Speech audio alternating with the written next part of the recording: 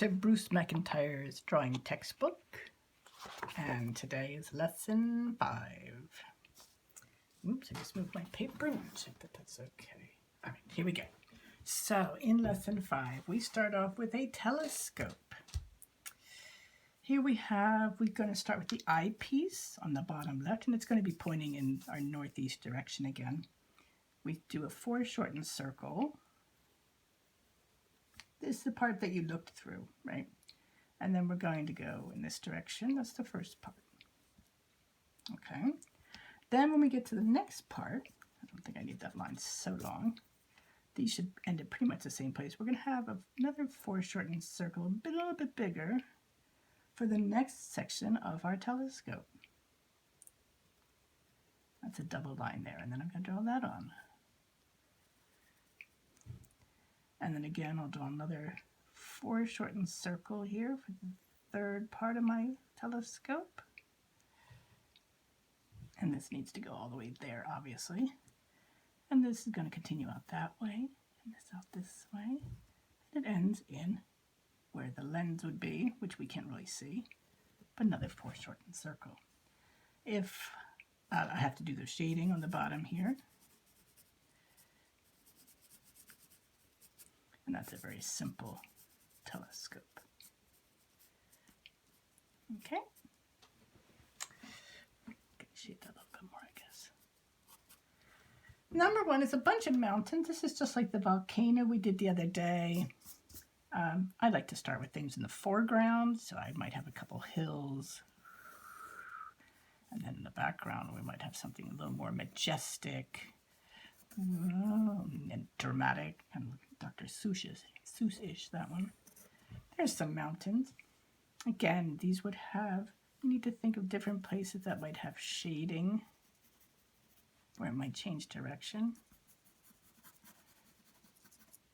So like in the other one, we did the swishy lines to demonstrate where our different planes were. These are not very exciting hills, I'm sorry. This is just very boring.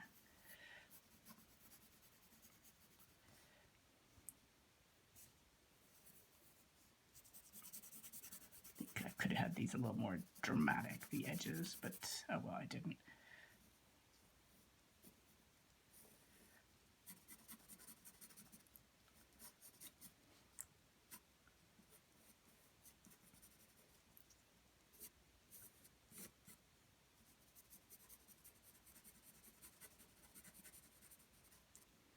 There's my mountains. I don't have much to say about those.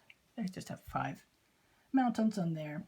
I'm going to go into the Pail of Water, which is going to be sort of like the birthday cake, but it doesn't have an inside. We will start at the top with the foreshortened circle, which is what we would do for the cake too, right? Here's the top of our bucket. Our bucket comes down, coming in a little bit, like the water glass we did on the table last time. And there's the bottom. Okay. That was pretty easy. We need the place to have our handle. And I'm just going to have the handle go right up in the air here. There it is. Okay. In this pail, we're going to have some water. It's a full pail of water, or pretty close to it. That line is going to go just like the line, the foreshortened circle, right? But this is some water in here. I'm just going to do some little wavy type things. To show that there's water in there. We will have shading on this side because the light again is coming from there. So my inside of the bucket you can't see is kind of dark. So there'll be shading there. Even the water is shaded a bit. And on this side of my bucket I have shading as well. And I'm doing it slightly in the curve to match the shape of my bucket. And then, because my light is coming over there, I have some shadow on my table, too. And we're just going to do a little bit of a shadow here, not a huge amount. We're not doing any detail on my shadow here for now. Okay? There's my pail. The next one is a scroll. Now, the scroll is interesting. Let me find room here. It's sort of like the flag in that you want it to curve around, and I have like a foreshortened circle here that's coming out, and then I'm going to go over here's where the top of my scroll is, and I'm coming around and ending there. Okay, the scroll, those are my edges that come down here, so here's the front of my scroll. That was a little droopier than I should have made it. This comes down here, this comes down here. So wherever the line turns is where, wherever your line turns right from right to left is a place where you're going to draw a line down to show the edge of your scroll. So you can see it starts here and comes out there and comes over here and back and ends there. Good. Great. They wrote actually the word scroll on theirs. The front, which is, we're not going to put too much shading on here, but all this inside stuff would be shaded, right? I don't have any light hitting that. I'm shining the light from my front here onto the scroll. So the inner part is in shadow. I'm going to leave this part lit up because it's just being seen enough. Right? And that's my scroll. Okay, that line is bad, but that's okay. We want to do a simple house with a window. This is sort of like the table, but with a roof instead. So we're going to, where do I want to start? We'll start with the bottom here. Well, yes, here's my shape of my house. And my house is going to come up. 3 parallel lines, the same length essentially. Here's the, it's like a fat table, except I didn't draw a tabletop because I want to put a roof on it. I want to put a roof on it. The roof, I want a slanty roof. I want the roof to be parallel with that. So that goes here, and that goes here. That's not a very good roof. Sorry. Maybe this line's a little bit better. There, that looks a little better to me.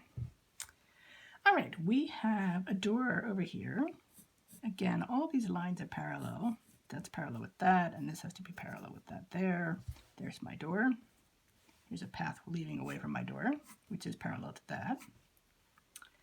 The window, we want to put a big window in this side. Now the thing with the window, again, the sides are parallel. This is a big window. My window has a thickness. It has a window sill. So I'm going to draw inside my window sill. You can see that gives it some thickness. I have this, if I have my light coming from that side again, I have my shading over here. I have this whole side of the house is shadowed. Maybe I can put some shingles up here. There's my shingled roof. That's my house. This side is all in shadow. Just like this is. Right, and that's that. You can add some scenery in the background or something, but we'll just leave it as a simple house like that for now. And let's see.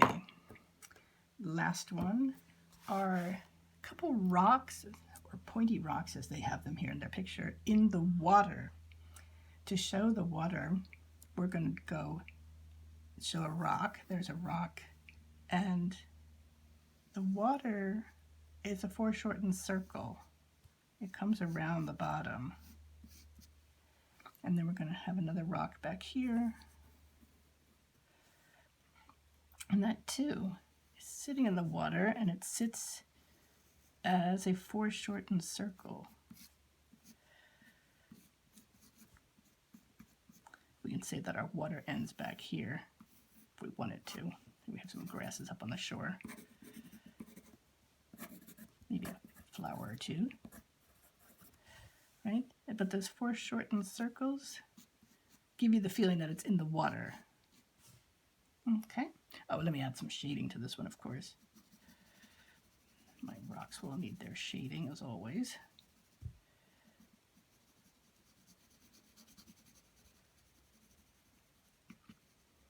Right, these are the ones for this lesson.